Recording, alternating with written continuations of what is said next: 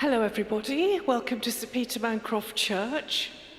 On a Wednesday at 1 o'clock, we pause to have some reflection about something that's happening around us, near us, somewhere in the world. My name's Rachel, and I'm part of the Hidden project that we've got here in St Peter Mancroft. Hidden is an artwork by the artist Peter Walker, and we've got all manner of things going on throughout the summer associated with Hidden. But today I'm going to be having a conversation with Suzi Ashcroft, who is our comms person and also happens to be a musician. So, Suzi, first question for you. If I say hidden themes in music, what comes into your head? Well, lots of things come into my head, but a general public's head will come deliberately hidden messages which have been done through the centuries, either for spying purposes or for sending messages to a lover or for other reasons, or just for having fun. The one that most people will know, if they know anything at all, will be that Bach was very playful and in a number of pieces hid his own name in his composition. We have a young man here called Isaac, one of our choral scholars, who wrote a piece, which you heard, at the launch of Hidden, and he knew about this and he wanted to hide his own name in his composition. Unfortunately, it's not very easy in this country to be able to do that, because you've got the letters A to G and that's it. Hard to make a message there. You can't even write Bach. But on the continent you can, and it sounds like this. Can I just do that? So Suzi's going to demonstrate hiding the name Bach in a piece of music.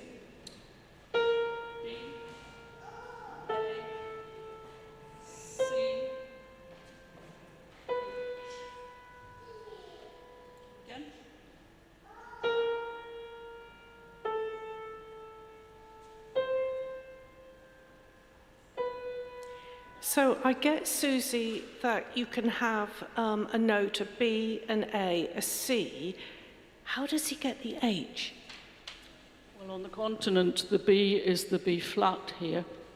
A is the A, C is the C, and B is the, and H is the B natural, so there's your Bach.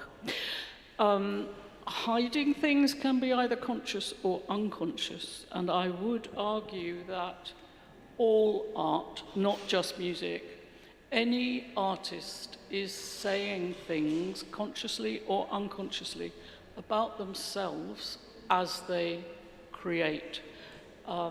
If you were to listen to Tchaikovsky's Sixth Symphony, the Pathétique, it's beautiful, it's wonderful, it's very moving.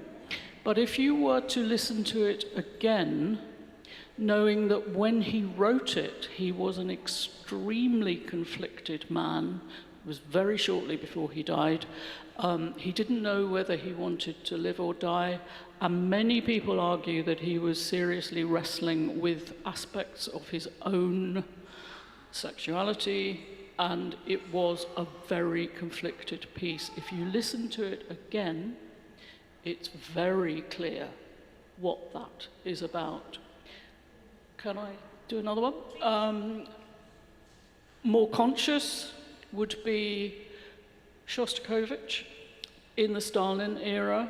Stalin was very prescriptive about what the arts should be. We may possibly be seeing something similar over the Atlantic at the moment, starting to creep up with the abolition of the Kennedy Center.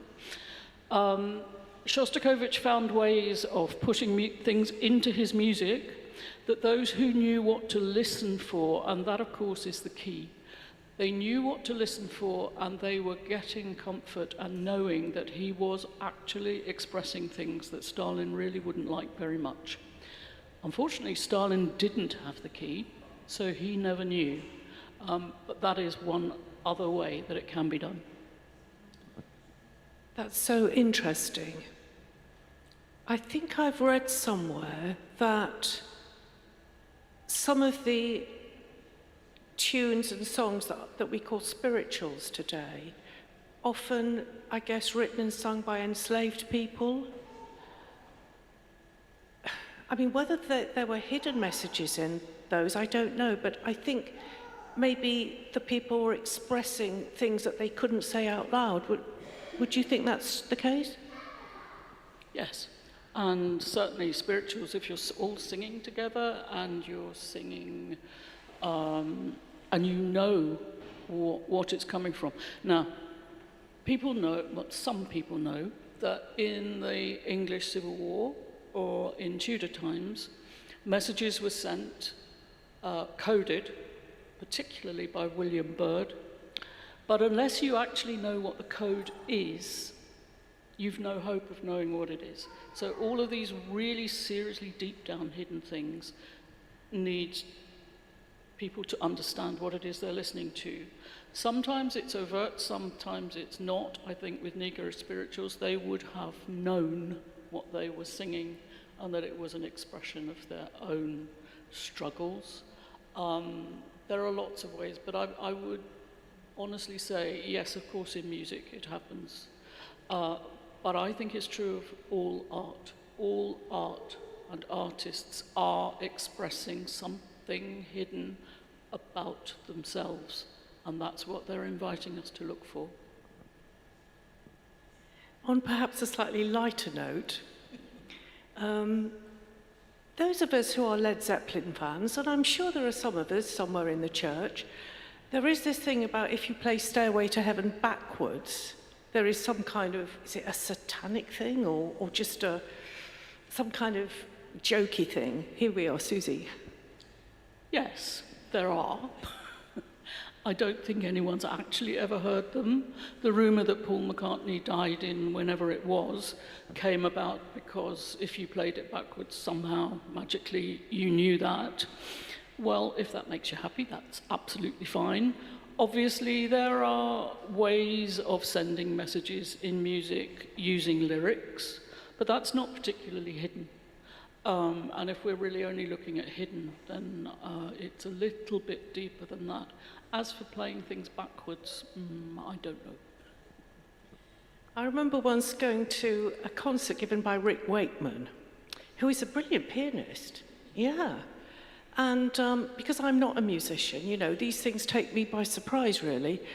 And what he did was he played something really simple, like, I don't know, Twinkle, Twinkle, Little Star or something, but in the style of like Beethoven or you know, Mozart or something.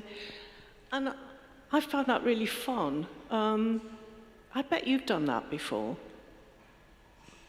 No, Rachel, I haven't.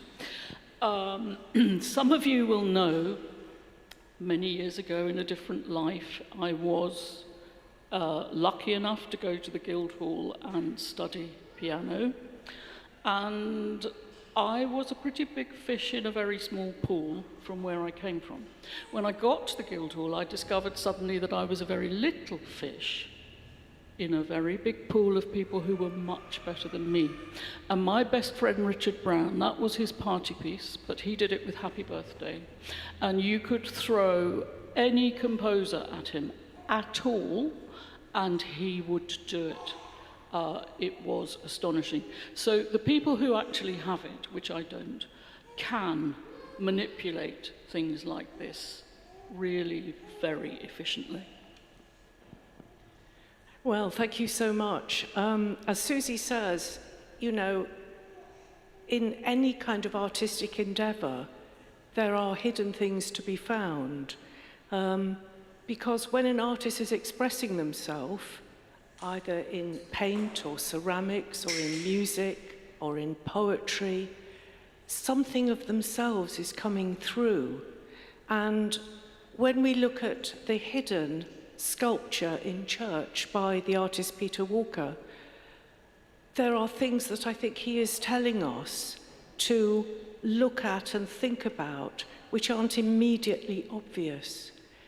we've said this before, but the 6 sides of the cube of the hidden sculpture represent kind of universal things in life. So one side represents patterns in nature, one side represents mathematics. And I think what Peter is doing is he's giving us an opportunity to think a bit more deeply about some of these universal things and to reflect on them, both in terms of our own story and in terms of the stories of others. Do you want to say anything else, Suzi? Thank you ever so much for joining us for this live stream. Thanks.